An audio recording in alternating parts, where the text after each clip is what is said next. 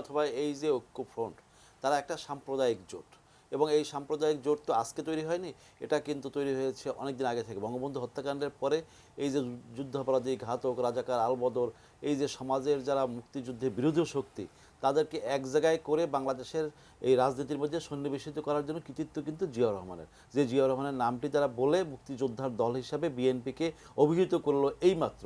আমি যে মনে করি বিএনপি গোড়া থেকে শুরু করে বর্তমান সময় পর্যন্ত তাদের রাজনৈতিক যে লক্ষ্য উদ্দেশ্য, মুক্তিযোদ্ধা, এটা একটা আবরণ তৈরি করার জন্য, মানুষকে বিভ্রান্ত করার জন্য তারা এই কাজটি করে। কিন্তু তাদের আদর্শ যেটা, একটা দলের তো লক্ষ্য এবং উদ্দেশ্য আদর্শ থাকে, সেই লক্ষ্য উদ্দেশ্য আদর্শ হলো বাংলাদেশ নামক এই জাতিরাষ্ট্রের ভিন্ন দিকে এই জাতিরাষ্ট্রকে প্রতিষ্ঠিত করা। বিএনপির আদর্শই হলো তারা এদেশের স্বাধীনতা সার্বভৌমত্বের বিরুদ্ধের একটি জোট, এবং ৭১-এর ঘাতক, রাজাকার, আলবদর, তারা যে পন্থায় যেভাবে হাঁটে বিএনপি তাদের পিছু হাঁটছে।